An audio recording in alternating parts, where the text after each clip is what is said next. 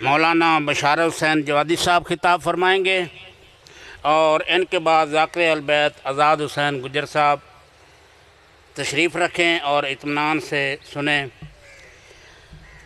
کرتے نہ اہل بیت جو نصرت نماز کی، کرتے نہ اہل بیت جو نصرت نماز کی، اٹھ جاتی کائنات سے عظمت نماز کی۔ جن کے گھروں میں ہوتا نہیں ذکر پنجتن، کس منہ سے کر رہے ہیں نصیحت نماز کی۔ اب آپ کے سامنے جناب مولانا بشار حسین جوادی صاحب۔ یار اس کو صحیح کرنا۔ نعرہ تکبیر، نعرہ رسالت، نعرہ حیدری، نعرہ حیدری، حسینیت، حسینیت، یزیدیت، یزیدیت۔ بھائی اینو تھوڑا پیچھے کریں گا تو پھر تیرا سٹینڈ سیٹ ہوئے گا۔ ہاں ایتھے ٹھیک ہے۔ ور محمد و آل محمد صلوات۔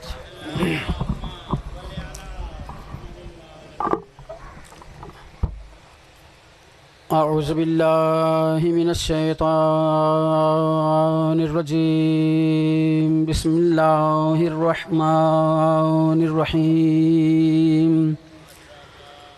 الحمد للہ رب العالمین والعاقبۃ للمتقین، الصلاۃ والسلام علی نبی الامی المکی المدنی العربی، السراج المضیء والکوكب الدری، صاحب الوقار والسکینہ، المدفون بأرض مدینہ، الرسول المسدد والمصطفى الأمجد والمحمود الأحمد إله العالمين، الذي كان المعراج سفره والبراق مرقبه، سدرة المنتهى منزله قاب قوسين أو أدنى مقامه، وقال كنت نبيا وآدم بين الماء والطين.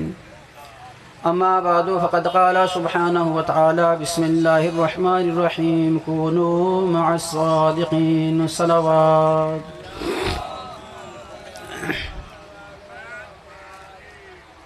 انتہائی واجب الاحترام مومنین گرامی قادر بزرگان عزیزان، السلام علیکم ورحمۃ اللہ وبرکاتہ۔ یا علی علیہ السلام مدد۔ مالک عظیم کا ہزارہ شکر ہے اس کی عطا کردہ نعمتوں پر جو اس نے ہمیں عطا فرمائی ہوئی ہیں، جن سے ہم سب روزانہ صبح سے لے کے شام تک مستفید ہوتے ہیں، اس کا رزق کھاتے ہیں، اس کا دیا ہوا پانی پیتے ہیں، اس کی دی ہوئی اور نعمتیں کہ جن کو ہم بہت زیادہ استعمال میں لاتے ہیں، لیکن کتنا کریم ہے باوجود اس کے کہ ہم اتنا اس کا شکر ادا نہیں کرتے، لیکن پھر بھی عطا فرماتا ہے۔ اتنا کریم ہے کہ ہم اس کی نعمتوں کے عطا کرنے پر اتنا شکر ادا نہیں کر پاتے جتنا وہ ہمیں عطا فرماتا ہے۔ رزق میں کمی نہیں کرتا ہے، ہم اس کی معصیت کرتے ہیں، ہم گناہ کرتے ہیں، کبھی اس نے صبح اگلی دن کو ہمارا پانی نہیں روکا ہے، ہم گناہ کرتے رہتے ہیں، بر وقت اس کے واجبات کو ادا نہیں کرتے ہیں، لیکن ہماری اولاد کو ہمارے پھر بھی تابع رکھتا ہے، تو جو ہے ہمیں اپنی نعمتوں سے دور نہیں کرتا ہے، اپنی نعمتیں ہم پر نشاور کرتا رہتا ہے۔ لیکن عزیزان گرامی قدر بزرگان محترم، میں کہا کرتا ہوں کہ اس کی اگر ہزارہا نعمتیں ہمارے مقدر میں اس نے رکھی ہوئی ہیں، توجہ کیجیے گا اس جملے پہ، ہزارہا نعمتیں اس نے ہمیں عطا فرمائی ہوئی ہیں، صلوات پڑھ لیجیے گا۔ ہزارہا قبلہ، ہزارہا نعمتیں اس نے ہمیں عطا فرمائی ہوئی ہیں، جن سے ہم روزانہ ہر وقت مستفید ہوتے ہیں، لیکن اللہ کی عزت کی قسم ہے، ایک نعمت عظمی اس نے ہمیں ایسی عطا کی ہوئی ہے کہ جو صرف ہمارے ہی پاس ہے، کسی اور کے پاس نہیں ہے۔ توجہ چاہتا ہوں، جملہ غور سے سماعت فرمائیں گے۔ ایک نعمت ایسی ہے جو صرف اس نے ہمیں عطا فرمائی ہوئی ہے، اور وہ نعمت عظمیٰ ہے محبت محمد و آل محمد، کہ جو یہاں بھی ہمارے کام آ رہی ہے، قبر میں بھی آخرت میں بھی ہمارے کام آئے گی۔ حیدری۔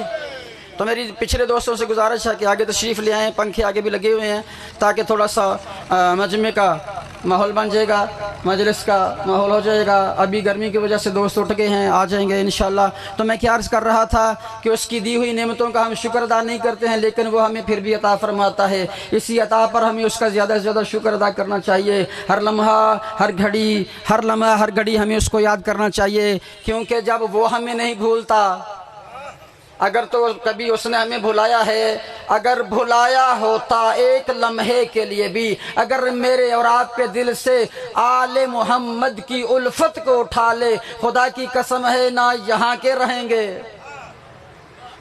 تو جو ہے، اور نہ وہاں کے رہیں گے ایک لمحے کے لیے۔ باقی ساری کی ساری نعمتیں وہ ہم سے دور نہ کرے، ہر قسم کی نعمت دے رہا ہے، دیتا رہے، لیکن ایک نعمت عظمیٰ آل محمد کی محبت جو ہے وہ اگر ہمارے دل سے اٹھ جائے، ہم ان سے ایک لمحے کے لیے دور ہو جائیں، ایک گھڑی کے لیے ان سے دور ہو جائیں۔ کون سی نعمت؟ یعنی محبت حسین اگر ہمارے دل میں ہے تو ہم اس کے پسندیدہ ہیں۔ اگر محبت حسین، محبت اہل کلمات محمد ہمارے دل میں نہیں ہے تو کوئی بندہ اس وقت تک جتنا بڑی نمازیں پڑھنے والا ہو، حج کرنے والا ہو، زکوٰۃ دینے والا ہو، خمس ادا کرنے والا ہو، سب کچھ کرنے والا ہو، لیکن اگر اس کے دل میں محبت اہل بیت رسول نہیں ہے تو ایک لمحہ کے لیے بھی وہ اس کا پسندیدہ نہ کل تھا، نہ آج ہے، نہ قیامت تک ہو سکتا ہے۔ جتنے مرضی حج کر لے، حج پہ حج کیا جائے، زندگی کا ہر حج وہ کرے اور آل محمد کی محبت نہ ہو، ہر سال زکوٰۃ پوری دیتا ہو، آل محمد کی محبت نہ ہو، حتیٰ کہ خمس بھی دے۔ ذمہ داری سے جناب قبلہ مولانا قمر ظہور نقوی صاحب موجود ہیں، ان کے سامنے کہنا خمس بھی دے، لیکن اگر آل محمد کی ویسی محبت نہیں، آپ کہیں گے بھی خمس دیتا ہی مومن ہے، شیعہ ہی دیتے ہیں نا خمس، بھئی خمس دینا اور بات، تو وجہ چاہتا ہوں آپ کو، خمس دینا اور بات ہے، زکوٰۃ دینا اور بات ہے۔ زکوٰۃ شیعہ پر بھی واجب ہے، حج شیعہ پر بھی واجب ہے، نماز شیعہ پر بھی واجب ہے، یعنی تمام واجبات کو ادا کر کے اگر پھر وہ شراب کا گھونٹ پیتا ہے، غلیظ پانی کو منہ لگاتا ہے، زنا کرتا ہے، جھوٹ بولتا ہے، واجب نماز کے وقت میں اذان بھی سنی، وقت بھی تھا، طاقت بھی تھی، حالانکہ یہ جملہ جو میں نے بھی کہا ہے نا یہ ضروری نہیں ہے، طاقت نہ بھی ہو نماز پھر بھی واجب ہے، طاقت رکھتا بھی ہو نہ پڑھے، خمس دے نماز نہ پڑھے تو وہ اللہ رب العزت یہ ارشاد فرماتا ہے کہ تو نے میرے نام پر دیا تو ہے لیکن میری معرفت کے بغیر، امام وقت کی معرفت کے بغیر دیا ہے، تو نے واجب ادا کیا، ایک ادا کیا، لیکن وہ واجب چھوڑ دیا کہ جو سب سے مہم تر ہے، جو سب سے اہم ہے، سب سے بہترین اول وقت میں نماز پڑھنے والا انسان اور نماز کو خضوع و خشوع کے ساتھ پڑھنے والا انسان آل محمد کا پسندیدہ بن جاتا ہے۔ تو آئیے عزیزان گرامی قدر، قرآن جو کہہ رہا ہے ہو جو سچوں کے ساتھ، تو سچوں کے ساتھ ہونے کا مطلب کیا ہے؟ سچوں کے ساتھ تو وہی ہوگے نا کہ جو ان کی سچائی کے ساتھ حیدری سچائی کو بیان بھی کرے، ان کو سچا مان کر ان کی کردار پر عمل بھی کرے۔ آج آپ دیکھ رہے ہیں نا، میں آپ کو ایک پیغام بھی ساتھ میں دینا چاہتا ہوں، آج آپ دیکھ رہے ہیں کہ پوری کی پوری محمد و آل محمد کے خلاف جو قوتیں صدیوں سے آ رہی ہیں، آج وہ پاکستان میں آپ کو اکٹھی نظر آ رہی ہیں نا، بولیں کس بات سے پریشان، اکٹھی نظر آ رہی ہیں، اور آپ کو وہ پریشان کر کے آپ کے خلاف وہ بل لا کر آپ کے علماء کو، آپ کے ذاکرین کو، آپ کے شاعروں کو، آپ کے مداحانوں کو، آپ کے حمادان آل محمد کو کسی نہ کسی حوالے سے، کسی نہ کسی توجہ ہے آپ کی، کسی نہ کسی بات میں پھنسا کر وہ چاہتے کیا ہیں کہ ہم ان کو اس مشن سے پیچھے کر دیں، روک دیں، ان کی مجالس پر پابندیاں لگوا دیں، ان کی اس مقصد حیات کو کہ جو مقصد حیات حسین نے دیا تھا اس سے یہ پیچھے ہٹ جائیں۔ تو بھائی آپ ابھی میرے ساتھ ہاتھ کھڑا کر کے یہ پیغام لائیو مجلس چل رہی ہے، یہ پیغام پوری دنیا کے ہر اس دشمن زہرا تک پہنچا دو کہ ہم کل بھی زہرا کے دشمن پر لعنت کرتے تھے، تو بالہزاروں لے آ، ہم آج بھی کر رہے ہیں، قیامت تک کرتے رہیں گے، تو بل لیتا آ، ہم انشاءاللہ اس کو مسترد کرواتے رہیں گے۔ کیوں؟ اس لیے کہ تو باطل پر ہو کر اگر سب کو جمع کر کے سچ کو مٹانا چاہتے ہیں تو ہم نے سچ علی سے سیکھا ہے، ہم نے سچ حسن سے سیکھا ہے، ہم نے سچ حسین سے لیا ہے، ہم نے سچ علی زین العابدین سے لیا ہے۔ ہم سچ کہاں کب بولتے ہیں کہ جب باطل سچ کو مٹانے کے لیے آگے بڑھتا ہے تو پھر قرآن فرماتا ہے جعل حق، تو چاہتا ہوں جعل حق وزحق الباطل ان الباطل کان زہوقا، کہ جب حق آتا ہے تو پھر باطل بھاگ جاتا ہے، مٹ جاتا ہے۔ تو پتہ چلا کہ حق کی تو یہ صفت ہے، نہیں توجہ نہیں کیا آپ نے، حق کی تو یہ صفت ہے کہ جب آ جاتا ہے تو پھر باطل کو ٹھہرنے کے لیے، سنبھلنے کے لیے قدم جمانے کا موقع ہی نہیں ملتا ہے۔ تو ہم کل بھی حق کے ساتھ تھے، اپنی مرضی سے نہیں۔ میرے رسول نے فرمایا تھا کہ الحق مع علی و علی مع الحق، تو پھر پتہ چلا کہ حق کہاں پر ہے۔ حق ان کے پاس نہیں ہے کہ جو آج ہم سے یزید کو بھی رضی اللہ منوانا چاہتے ہیں، بلکہ حق ان کے پاس ہے کہ جو آج بھی رضی اللہ کے قابل ہیں، ہم ان کو آج بھی رضی اللہ کہتے ہیں، اور جو کل علیہ السلام تھے ہم آج بھی ان کو حیدری، ہم آج بھی ان کو علیہ السلام کہتے ہیں۔ ہمارے ہاں ہم کسی کی مخالفت نہیں کرتے ہیں، ہم کسی کو برا بھلا کہتے ہی نہیں ہیں، ہمیں جرأت ہی نہیں ہے کہ ہم کسی صحابی رسول صلی اللہ علیہ وآلہ وسلم کی توہین کریں۔ ہم تو توہین کرنے والوں کے مخالف ہیں۔ ہمارے بزرگ علماء نے، مجتہدین نے ہمیں یہ پیغام دیا ہے کہ کسی کے بھی مقدسات کی توہین کرنا حرام ہے۔ بھائی ہم کسی کے مقدسات کی توہین نہیں کرتے ہیں، لیکن ہمارا مطالبہ ہے، ہماری خواہش ہے کہ جو ہم چاہتے ہیں نا وہ یہ ہے کہ ہم ہمیشہ حق کو حق سمجھتے تھے، حق کے ساتھ تھے، حق کے ساتھ چلیں گے، حق کا پرچار کریں گے، حق سے ہمیں کوئی پیچھے نہیں ہٹا سکتا ہے۔ حتیٰ کہ ہم نے گردیں کٹوائیں، بے توجہ ہے، ہم نے گردنیں کٹوائیں، ہمارے بزرگوں نے بازو کٹوا کر اس ہستی کی زیارت کی۔ آج جس کو تو آج مٹانا چاہتا ہے، او بھائی جس کو یزید جیسا ظالم، آپ کو پتہ ہے کہ جب جناب سیدہ زینب صلوات اللہ علیہا سلام اللہ علیہا آقازادی دربار یزید میں خطبہ ارشاد فرما رہی تھی تو اس نے اذان شروع کروا دی۔ سنتی ہے نا علماء سے، میں تو چھوٹا سے ادنا سے ایک طالب علم ہوں۔ اذان شروع کروانے کا مقصد اس کا کیا تھا؟ تاکہ سیدہ کا کلام قطع کر دوں، کاٹ دوں۔ اذان شروع ہوگی تو یقیناً سید الانبیاء کی بیٹی ہے، بطول کی بیٹی ہے، علی کی بیٹی ہے، اتنا وہ دانش مند ضرور تھا، اسے پتہ تھا کہ سیدہ خاموش ہو جائیں گی۔ لیکن جب مؤذن نے کہا نا اللہ اکبر، میں فتح زینبیہ پر ایک جملہ دینا چاہتا ہوں، جب اس نے کہا نا اللہ اکبر تو میری آقازادی نے خاموش ہو کر خاموشی کے ساتھ آہستہ سے کہا اللہ اکبر۔ جب وہ پہنچا نا اشہد ان لا الہ الا اللہ پہ تو سیدہ نے بھی کہا اشہد ان لا الہ الا اللہ، یعنی 5 جملے دہرائے۔ اس نے پھر کہا اشہد ان لا الہ الا اللہ، تو چھٹا جملہ بھی سیدہ نے اس کے ساتھ دہرایا لیکن جب اس کے مؤذن نے میدان میں اسی کے مہمانوں کے سامنے کہا نا اشہد ان محمد رسول اللہ، جب اس نے کہا نا یہ جملہ تو سیدہ نے دہرانے کے بعد کہا اس وقت اے مؤذن چپ ہو جا۔ پھر سیدہ نے یزید کی طرف مخاطب ہو کے ارشاد فرمایا تھا کہ اے یزید ذرا مجھے یہ تو بتا کہ رسول محمد مصطفیٰ تیرا نانا تھا کہ میرا نانا تھا؟ اگر تیرا تھا تو جیتا،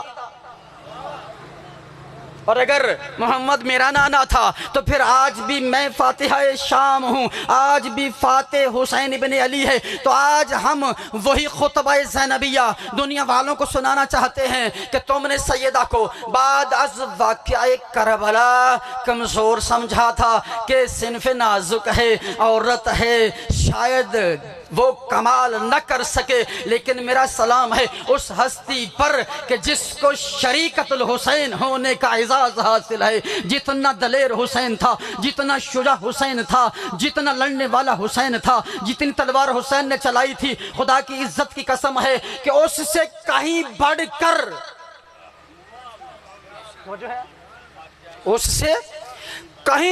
کر بھئی میں نے ابھی جملہ کہا نا کہ حسین مرد تھا۔ مرد کا کام کیا ہوتا ہے؟ مرد وہی ہوتا ہے جو مرد میدان کا مرد ہو۔ تو پھر جو وہی علی کا بیٹا جس نے کربلا کو فتح کر کے اپنی بہن کے حوالے کیا ہو اور یہ جملہ ارشاد فرمایا ہو کہ چھوٹی جنگ جہاد اصغر قبلہ، جہاد اصغر ختم ہوا، جہاد اکبر ابھی باقی ہے۔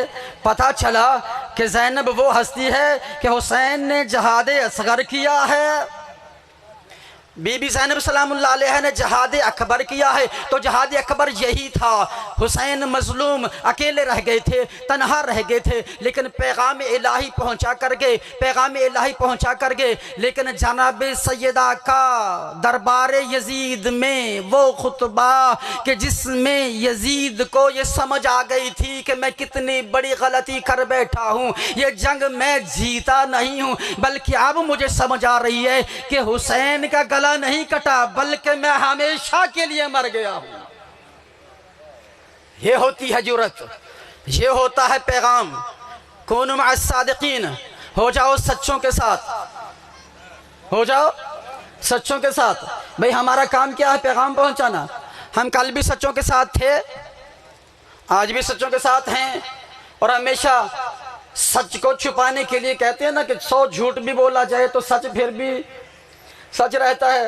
آج پوری قوتیں، طاغوتی قوتیں مل کر کروڑوں روپے، بھئی آج دنیا بھوکی مر رہی ہے نا۔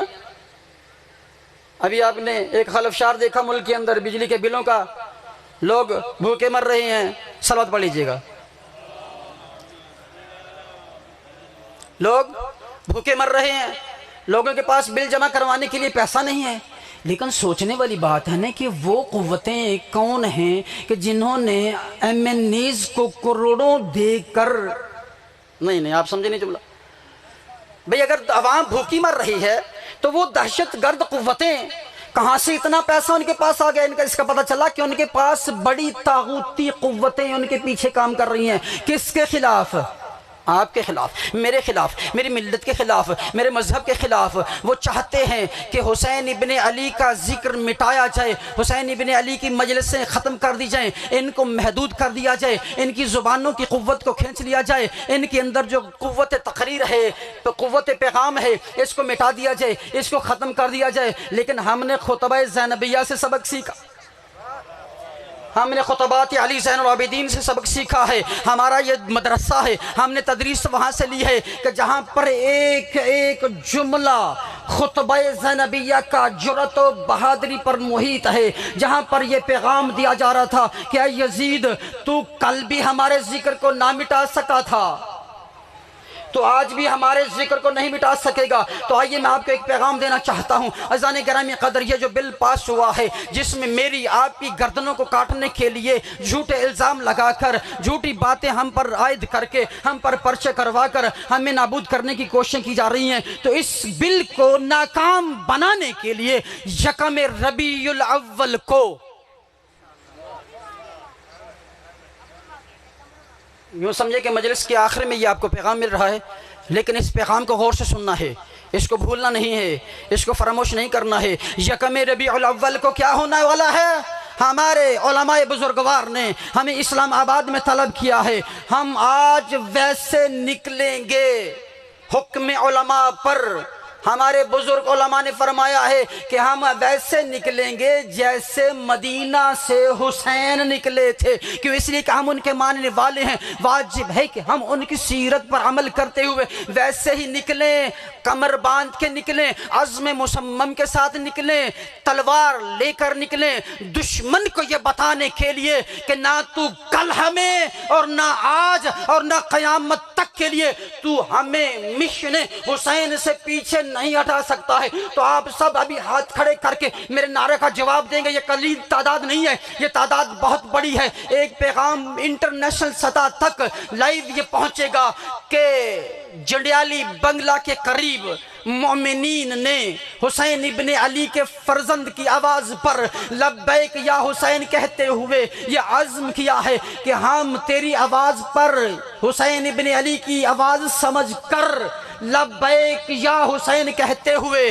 یا علی مدد کہتے ہوئے، یا زہرا کے نعرے لگاتے ہوئے، یا قائم آل محمد کہتے ہوئے اپنے امام وقت کو حاضر ناظر جان کر ہم ان کی محبت میں اپنی جانوں کا، مالوں کا، اولادوں کا نذرانہ پیش کرنے کے لیے کسی چیز کی بھی پرواہ کیے بغیر انشاءاللہ یہ نعرہ لگاتے ہوئے اسلام آباد میں پہنچیں گے اور یزید وقت کو بتائیں گے کہ آج تجھے بتائیں کہ تیری روح آج بھی تڑپ رہی ہے، تڑپتی رہے گی، حسینیت آج بھی پنپ رہی ہے، پنپتی رہے گی۔ لبیک یا حسین، لبیک یا حسین، لبیک یا حسین۔ تو ہم یہ لبیک کی صداؤں کے اندر انشاءاللہ قافلوں کی شکل میں قافلہ رواں دواں رہے گا، ایک ایک کر کے، دو دو کر کے، تین تین کر کے ہم انشاءاللہ قافلوں کی شکل میں اسلام آباد میں جا کر فرعون وقت کو، یزید وقت کو، یزید وقت کے سامنے کھڑے ہو کر، اس کے سامنے کھڑے ہو کر، اس کے سامنے بیٹھ کر یہ اعلان کریں گے کہ وہ قوتیں، توجہ کیجیے گا، کہ وہ قوتیں، وہ طاقتیں کہ جو آج یزید کو رضی اللہ منوانا چاہتی ہیں، ہم ان پر بھی لعنت کرتے ہیں، یزید پر بھی لعنت کرتے ہیں۔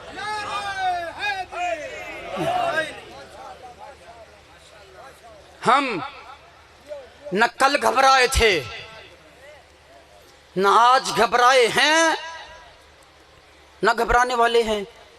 کیوں بھلا؟ اس لیے کہ ہم تو فاتح خیبر کے ماننے والے ہیں، ہم فاتح خندق کے ماننے والے ہیں، ہم حنین کے فاتح کے ماننے والے ہیں، ہم علی مرتضیٰ کے ماننے والے ہیں۔ ہمارے بازو میں اگر مالک اشتر کی طاقت نہیں ہے تو کم از کم غلامان مالک اشتر تو بن سکتے ہیں۔ میں نوجوان بچوں کو، دوستوں کو یہ دعوت دے رہا ہوں، اس پیغام کو فراموش نہیں کرنا ہے، بھلانا نہیں ہے۔ بھائی مالک اشتر ہم بن بھی نہیں سکتے نا۔ مالک اشتر کی طاقت کا اندازہ ہے آپ کو؟ دشمن کے خیموں کی تنابوں پر پہنچی ہوئی قبلہ تلوار کو یہاں سے یہاں پر لانا اور بات ہے، یہاں پہ رک سکتی ہے، لیکن جب یہاں سے نیچے وزن ہوا تو بڑے سے بڑا طاقتور بھی اس کو روک نہیں سکتا ہے۔ لیکن مطیع کس کو کہتے ہیں؟ فرم بردار کس کو کہتے ہیں؟ سیرت پہ عمل کرنے والا کس کو کہتے ہیں؟ توجہ ہے نا آپ کی؟ سیرت پہ عمل کرنے والا کس کو کہتے ہیں؟ آپ صبح سے مجلس سن رہے ہیں، لیکن میں آپ کو کچھ اور بتانا چاہتا ہوں۔ بھائی سیرت پہ عمل کرنا، فکر کو اپنانا، نظریے پہ عمل کرنا وہ طاقت ہے کہ ادھر سے تلوار ادھر پہنچے، پیچھے سے علی کی آواز آئے، نہیں مالک تلوار کو روک لو۔ اگر وہاں پہ رک گئی تو کتنی طاقت ہوگی مالک اشتر کے بازو میں۔ آئیے ہم بھی اپنی قیادت کا بازو بن جائیں، آئیے ہم بھی اپنے بزرگان علماء کی بازو بن کر ان کے ایسے بازو بنے، اگرچہ وہ نہ علی ہیں، تو جو ہے وہ علی نہیں ہیں، ہم مالک اشتر نہیں بن سکتے ہیں، لیکن وہ غلامان علی ہیں۔ ہم غلامان مالک اشتر بن کر ان کی آواز پر لبیک یا حسین، یعنی کون مع الصادقین کی تعبیر بن کر، سچوں کے ساتھ بن کر، سچوں کا ساتھی۔ بھئی ایک ہوتا ہے سچا، ایک ہوتا ہے سچے کا ساتھی، توجہ آپ کی۔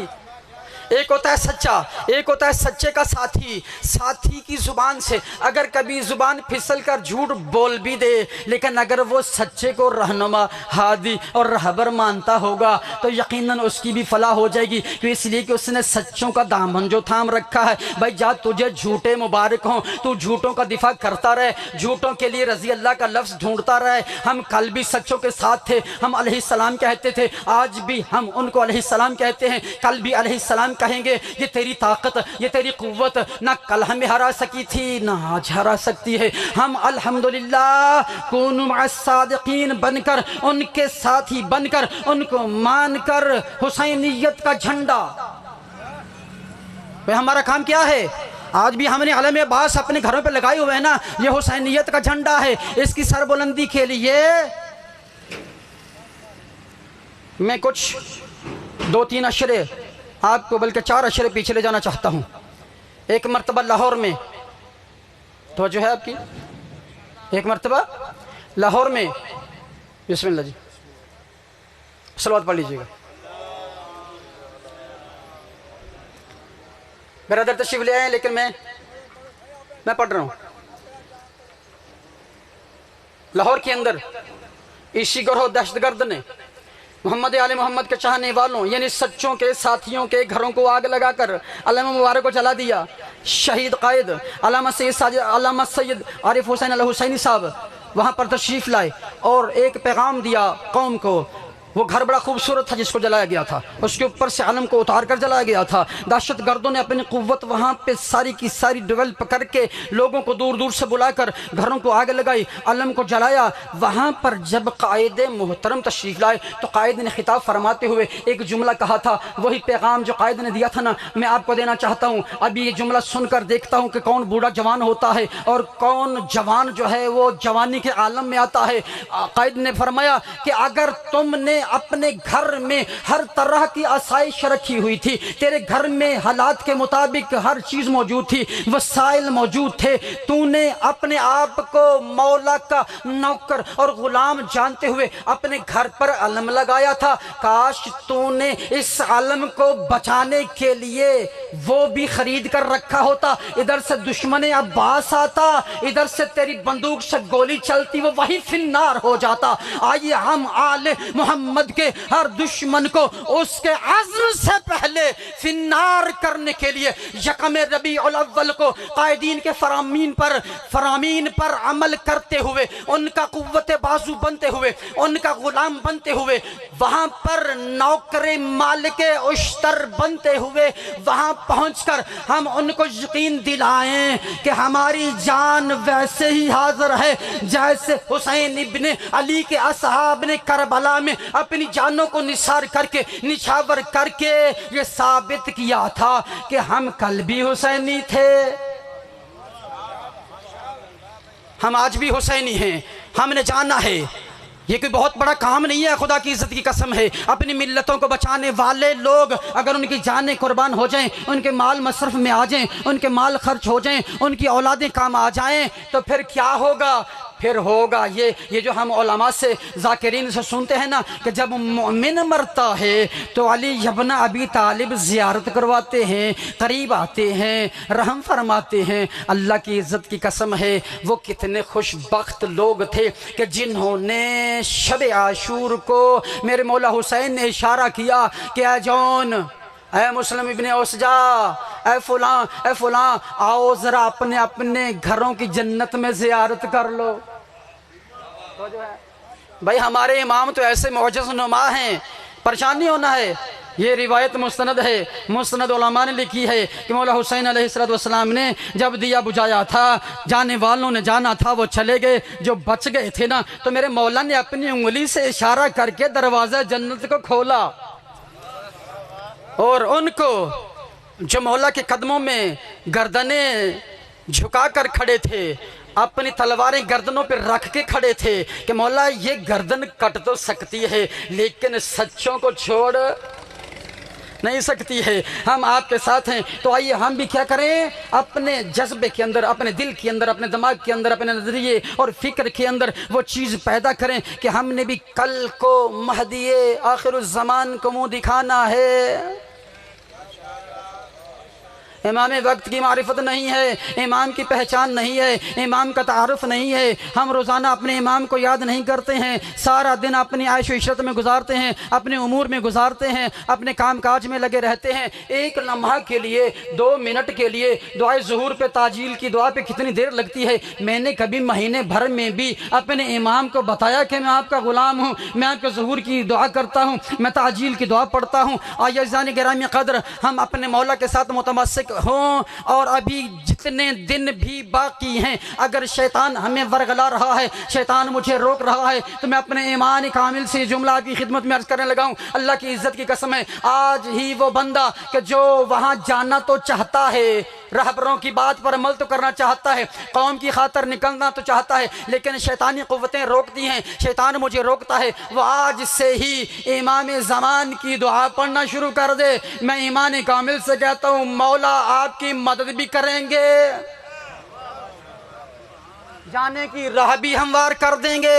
بوڑھے باپ کو خیال آئے گا کہ کیوں نہ آج میں وہ کردار ادا کروں جو کربلا میں بوڑھے صحابیوں نے کیا تھا، میں اپنے ایک بیٹے کو بھیج دوں، کیونکہ یہ صدائے حل من ناصر ہے۔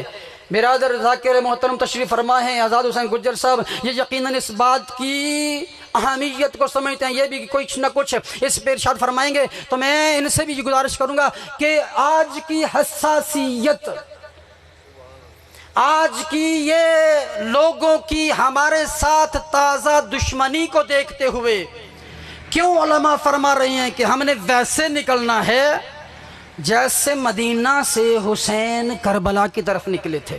آپ کو پتہ ہے مصائب پڑھتے ہیں نا، ابھی بھائی جان بھی مصائب پڑھیں گے، مصائب بہان ہیں، مولا کے بڑے اچھے ذاکر ہیں۔ یہ آپ کو ایک جملہ میں ان سے گزارش کروں گا کہ جس حالت میں میرے مولا نے مدینہ چھوڑا تھا نا، ذرا اس کیفیت کو بتائیں۔ آج یعنی پتہ چلا کہ اگر ہمارے بزرگ علماء نے یہ ارشاد فرمایا نا کہ اس حالت میں نکلنا ہے، تو دشمن ہماری یہ حالت بنا چکا ہے۔ آزاد بھائی، دشمن ہماری یہ حالت بنا چکا ہے، اور وہ اندر سے شاید یہ جانتا ہے اور یہ کہہ رہا ہے کہ ان کے پاس کچھ نہیں ہے، لیکن اللہ کی عزت کی قسم اس کو حسینیت کا پتہ ہی نہیں ہے، اس کو معرفت نہیں ہے۔ اگر اس کی معرفت ہوتی نا، اتنی اس کی معرفت ہوتی، پہچان حسین ہوتی، پہچان محمد عالم، بلکہ میں یوں کہا کرتا ہوں یہاں پر کہ اگر اس کو معرفت محمد مصطفیٰ ہو جاتی۔ دشمنی حسین نتیجہ کس بات کا ہے کہ وہ معرفت محمد مصطفیٰ نہیں ہے، معرفت علی نہیں ہے، معرفت زہرا صلوات اللہ نہیں ہے، معرفت حسن مجتبیٰ نہیں ہے۔ اسی لیے تو دنیا نکل پڑی حسین سے جنگ لڑنے کے لیے، حسین کو مارنے کے لیے، حسین کو قتل کرنے کے لیے۔ آج وہی قوتیں اولاد یزید مل کر سب اکٹھے ہو کر، آپ کو پتہ ہے یہ بل کیسے کیسے کہاں سے ہوتا ہوا؟ ایک انکشاف آپ کے سامنے کر دوں، شاید یقیناً یہ سوشل میڈیا کا دور ہے، ہر نوجوان دوست جانتا ہے، بزرگ جانتا ہے۔ اورنگزیب فاروقی ملعون نے ایک اس کی ویڈیو وائرل ہوئی جس میں اس نے کہا تھا کہ یہ بل ہم نے بھجوایا ہے۔ پتہ چلا کہ عبدالاکبر چترالی کا کوئی کام نہیں، وہ تو مہرا تھا۔ میں نے جماعت اسلامی والوں کو بھی جمعہ کے خطبہ میں میاں چنو میں نے کہا تھا کہ وہ جماعت اسلامی ختم ہو چکی جو قاضی حسین احمد کی تھی، جو مودودی صاحب کی تھی۔ اس کے بعد جماعت اسلامی کے اندر وہ قوتیں، وہ لوگ، وہ ذہن اور وہ فکر و نظریہ شاید ڈیولپ ہوتا ہوا نظر آ رہا ہے کہ جس نظریے نے حسین کو کربلا میں شہید کیا تھا۔ تو جو ہے آپ کی، آپ کہاں بیٹھے ہوئے ہیں؟ ہمیں مارنے کے لیے، ہمیں قتل کرنے کے لیے، ہمیں گھروں سے نکالنے کے لیے۔ یہ گرجا گھروں کو آگ جو لگ رہی ہے نا، یہ اس کی ابتدا ہے۔ سمجھ رہے ہیں میری بات کو؟ گرجا گھروں کو جلا کر وہ کیا کر رہے ہیں؟ یہ اقلیت ہیں، ان کا پاکستان کے اندر کچھ بھی نہیں ہے، کوئی حصہ نہیں ہے۔ میں کہتا ہوں کہ تم کیسے مسلمان ہو؟ تم میں تو انسانیت ہی نہیں ہے۔ یہ جو تمہارے جھنڈے میں وائٹ کلر ہے، یہ تو اقلیتوں کے حقوق کا علمبردار ہے۔ تم کہاں بیٹھے ہوئے ہو؟ اور اسی طرح سے اے میرے بزرگوں، میں بزرگوں کو جملہ دینے لگا ہوں، اگر آج ہم نے اپنی اولادوں کو معرفت امام وقت نہیں کروائی، معرفت علی مرتضیٰ نہیں کروائی، ہر زمانے میں ہر امام کی معرفت واجب تھی، واجب ہے۔ فی زمانہ معرفت امام واجب تھی، واجب ہے۔ تو کیا ایک سوال کر سکتا ہوں؟ ہم نے آج صبح سے، ناراض نہیں ہوئیے گا، امید کرتا ہوں ناراض نہیں ہوں گے، آج صبح سے لے کر میرے گھر میں اپنی بکری کی بات کرتا ہوں، آج صبح سے لے کر جب اذان فجر ہوئی تھی تب سے لے کر وقت عصر ہو چکا ہے نا، وقت عصر تک میرے گھر میں سیرت امام زمانہ عجل اللہ فرج الشریف پر کتنا کام ہوا ہے، ہم نے اپنے امام کو کتنا وقت دیا ہے، ہم نے اپنے امام کو کتنا یاد کیا ہے، ہم نے اپنے امام کی سیرت کو کتنا اپنایا ہے، فکر امام پر کتنا عمل کیا ہے، ہم نے اپنی اولادوں کے اندر ان کے ذہنوں میں امام کے نام کو ہی صرف بتایا ہے، یا کہ ان کی طرف جو ہمارے حقوق ان کی طرف سے ہم پر جو حقوق ہیں ان حقوق میں سے کوئی ایک حق کے امام بھی ہم نے ادا کیا کہ نہیں ہے؟ جب تک ہم امام وقت کے حقوق کو حاصل کر کے ان پر عمل نہیں کریں گے، ان تک جواب نہیں پہنچائیں گے، تب تک نہ ہم شیعہ بن سکتے ہیں، ناراض تو نہیں ہوئے، نہ معرفت آل محمد حاصل ہو سکتی ہے۔ تو عزیزان گرامی قدر، بزرگان محترم، دوستان عزیز، آئیے یہ جو وقت گزر رہا ہے نا، یہ وقت بڑا نازک ہے، اس وقت کی نزاکت کو دیکھتے ہوئے، اس وقت کی حساسیت کو دیکھتے ہوئے ہم اپنے آپ کو، اپنے بچوں کو، اپنے گھر والوں کو سب سے پہلے معرفت امام دیں، اس کے بعد ماحول کا بتائیں کہ یہ ماحول ہمارے خلاف بن چکا ہے۔ اگر کسی بچے کے منہ سے کوئی ایسی بات نکل گئی تو آپ کے ارد گرد ایسے لوگ گھوم رہے ہیں جو آپ کی آواز کو ٹیپ کر کے تھانے میں جائیں۔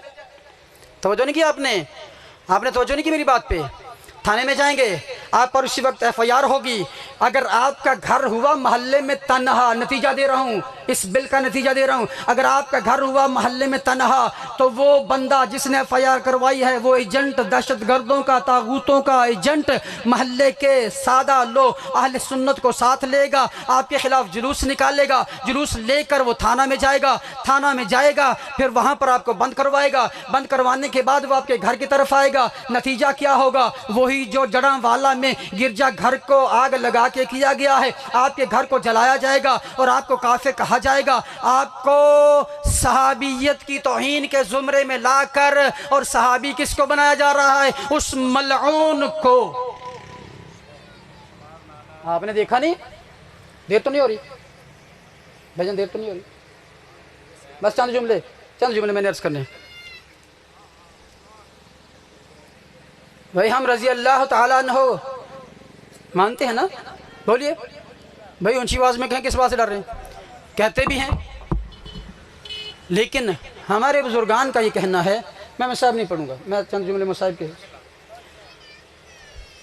ہمارے بزرگان یہی تو ارشاد فرما رہے ہیں کہ بھائی ہمیں پہلے صحابیت کی ڈیفینیشن کر کے دو، جو صحیح صحابی ہے، ہمیں صحابیت کی معرفت جو ہے، اس کا تعارف جو ہے، صحابی کا مقام جو ہے، کون صحابی تھا، کون صحابی نہیں تھا لیکن اس کو بنایا جا رہا ہے، کون ظالم تھا، کس کس ظالم کو تم صحابی بنا کر پیش کرنا چاہتے ہو۔ ہم قرآن کی روح سے، لعنت اللہ علی القوم الظالمین کی روح سے، کہ قرآن ظالمین پر لعنت بھیجتا ہے۔ آخری جملہ دے کر میں بات کو ختم کر رہا ہوں۔ قرآن ظالمین پر کرتا ہے لعنت، تو روح قرآن کے مطابق جس نے بھی اولاد پیمبر پر کل ظلم کیا تھا، آج تک اس پر لعنت ہے، پھر آج سے لے کر قیامت تک ہر اس ظالم پر ہم ویسے ہی لعنت کرتے رہیں گے۔ فرزند رسول کے قاتلوں پر، مولا حسن کے قاتلوں پر، سیدہ کے قاتلوں پر، علی مرتضیٰ کے قاتلوں پر، محمد مصطفیٰ کے دشمنوں پر، ہم سب کے سب اہل بیت رسول اور اصحاب رسول کے قاتلوں پر بھی، توجہ کیا آپ نے؟ ہم اصحاب رسول کے قاتلوں پر بھی کل بھی لعنت کرتے تھے، آج بھی لعنت کرتے ہیں۔ کریم مالک تجھے تیرے جلال کا واسطہ ہے، توقیر کا واسطہ، برادران کی یہ بچھائی گئی صفِ ازا منظور و مقبول فرما۔ بلاخص ملتجی ہوں کہ برادر مظفر حسین تمام برادران کی توفیقات خیریہ میں اضافہ فرما، ان کے رزق حلال میں اضافہ فرما، لقمہ حرام سے محفوظ فرما۔ تمام مومنین و مومنات جہاں کر بھی کوئی ایک گھر بھی کسی بستی میں موجود ہے، کریم اللہ سب کو شاد و آباد فرما۔ کریم اللہ ان کی والدہ محترمہ کو بخشش عطا فرما۔ کنیزان سیدہ طاہرہ عالیہ عالمہ غیر معلمہ صدیقۃ الکبریٰ حضرت سیدہ فاطمہ فاطمہ الزہرا سلام اللہ علیہا میں جگہ عطا فرما، اور ان کے والد محترم کو شفاء کاملہ، صحت تندرستی عطا فرما، ان تمام برادران کے اندر اتحاد وحدت اور محبت عطا فرما۔ کریم اللہ جس نے بھی اب تک پڑھا ہے، میرے بعد برادر پڑھیں گے، کریم اللہ سب کی اس آج کی حاضری کو منظور و مقبول فرما، اور ہمیں صحیح معنوں میں حسینیت کا پرچار کرنے کی، مولا امام زمانہ عجل اللہ فرجہ شریف کی غلامی کرنے کی توفیق عطا فرما، ان کے ظہور میں تعجیل عطا فرما، بحق زہرا ابیہا و بعلہا و بنیہا۔ تمام دعاؤں کی مقبولیت کے لیے بلند تر صلوات۔